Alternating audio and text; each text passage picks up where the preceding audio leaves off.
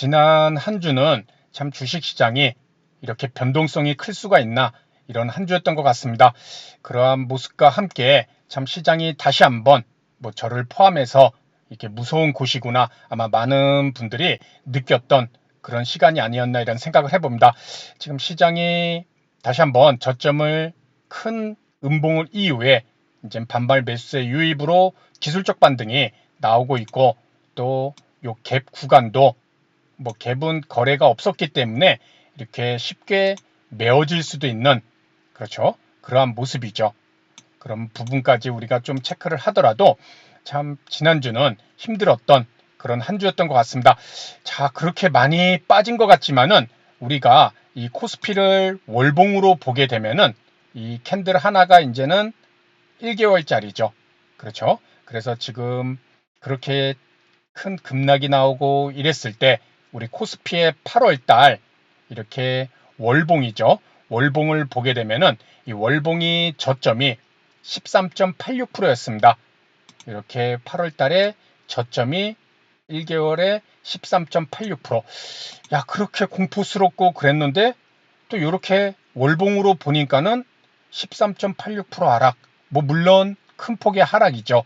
그렇죠. 한 달 동안의 하락이 나왔던 부분이 이렇게 짧은 기간 동안에 13.86 하지만 월봉을 보게 되면 이 10%대 정도 많은 13%이기 때문에 이런 하락이 요번에만 나왔느냐 또 그렇지도 않을 것입니다. 이 월봉상으로 보게 되면 코스피 월봉 차트를 보게 되면 언제든지 10% 정도의 하락은 좀 표현이 그럴 수도 있지만은 주기적으로 계속 나왔습니다. 이렇게 금융위기 때를 제외하고서라도 그 이후에 금융위기가 진정되고 급반등이 나오고 이런 때도 21% 그렇죠. 또 요때도 12% 이렇게 이제는 나오는 모습도 있고 또 여기도 보게 되면 10.22% 그렇죠. 월봉상 한 달에 이렇게 10%대 하락이 나오는 그러한 모습. 여기도 11.52%. 우리 8월 달에는 13.8%가 저점이었는데 요번에 그렇죠. 그런데 또 보게 되면은 이렇게 한 번씩 또 11.3% 발작을 시장은 계속해서 주고 있습니다. 그렇죠. 이렇게 보게 되면은 13% 그렇죠. 이때는 이제 코로나 때문에 막 쭉쭉 빠질 때고 그리고 꼭 10%가 아니더라도 월봉상 이렇게 5%, 6%, 7%짜리는 계속 수시로 나와주는 곳이 바로 이 시장이잖아요. 그렇죠? 여기도 10.56% 이렇게 계속 빠질 때는 끝도 없이 이렇게 한 번씩 간헐적으로 발작을 일으키면서 시장은 이렇게 쭉 보게 되면은 지금 이번 달에 그렇게 공포스럽던 8월 달이 13.86%가 이제 저점을 만들었었는데 이렇게 보면은 10%대 이상 하락하는 구간이 또 이렇게 많이 나오고 있습니다. 그렇죠? 항상 이렇게 나올 때마다 가슴이 철렁거리죠. 그리고 또 우리 계좌는 수익과 손실을 관리를 또 해줘야 되잖아요. 그렇다 보니까는 지수가 이런 모습이 나오다 보면은 우리가 일반적인 종목들로 수익을 내는 것이 참 어려울 수가 있습니다. 그렇죠? 그렇다 보면은 이제 이런 구간대마다 매번 우리에게 유혹이 오죠. 야, 이거 이제는 일반 종목들로 수익을 내기 어려우니까 급등주를 좀 재료가 있는 또 개인 세력들이 있는 이런 중소형 또는 그런 재료주 매매를 통한 급등주를 좀 매매를 하면 어떨까? 항상 급등주는 나오잖아요. 그렇죠? 그렇다 보니까는 오늘 제가 우리 여러분들에게 좀 오랜 제가 그래도 주식 투자 기간이 아마도 여러분들보단 좀 많이 됐을 것입니다. 이런 오랜 기간을 다 겪어봤기 때문에 이런 시기에 우리가 조금 생각해 볼 만한 그런 내용을 이렇게 말씀을 좀 드리도록 하겠습니다. 주가 하락 시 이렇게 받기 쉬운 급등주 선택의 유혹. 그렇죠? 이 주식 시장은 상승 파동과 하락 파동이 번갈아 나타나는 변덕스러운 그러한 곳입니다. 우리가 방금도 월봉으로 살펴봤지만 이렇게 10% 이상이 나온 그런 월들이 제법 많이 있죠. 그렇죠?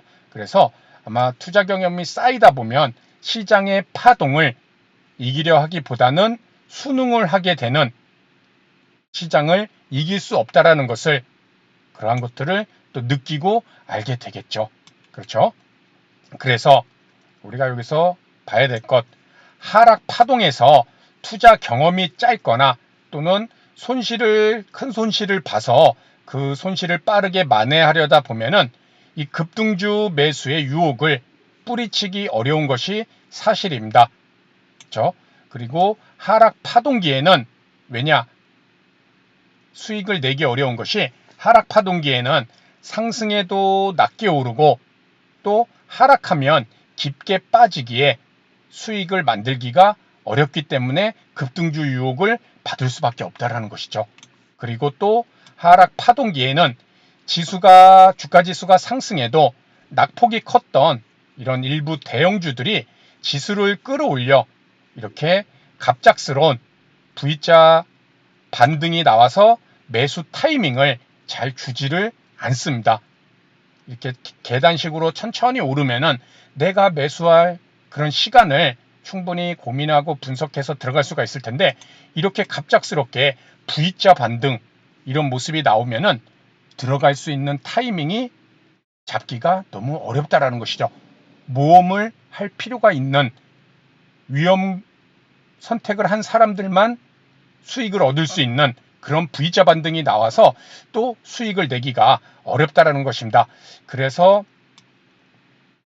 우리가 이제는 급등주를 찾아서 빠르게 수익을 내고 싶은 이러한 유혹이 생기고, 또 스스로에게 시장 상황에 따라 이 매매 원칙과 기준은 바뀔 수 있다고 이렇게 스스로에게 말하고, 그동안 힘들게 만든 매매 원칙과 기준을 어기게 되는 그러한 경우가 또 발생할 수가 있습니다.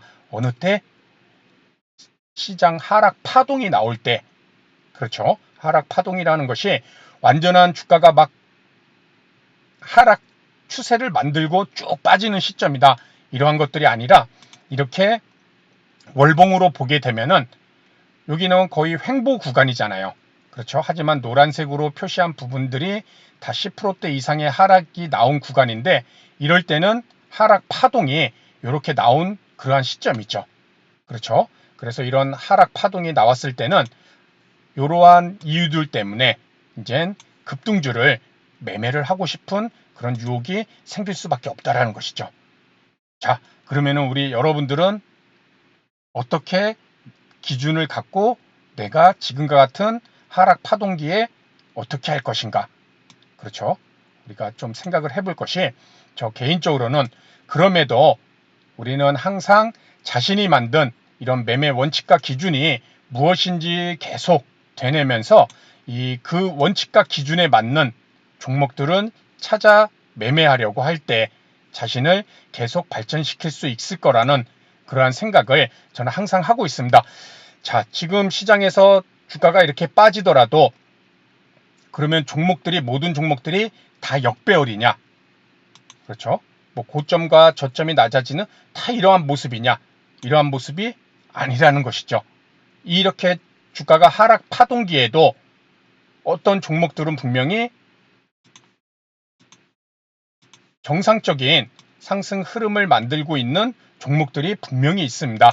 그래서 이런 똑같이 나의 매매 원칙과 기준이 눌림목이라면 이렇게 상승, 저점이 높아지고 고점이 높아지는 이런 상승 추세대에 있는 종목을 찾으려고 노력을 해준다는 것이죠. 그것이 내 매매 원칙과 기준이기 때문에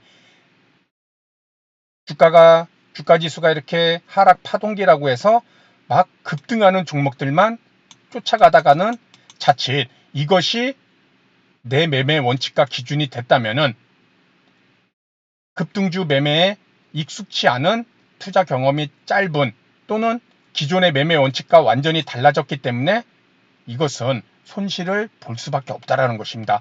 그렇죠?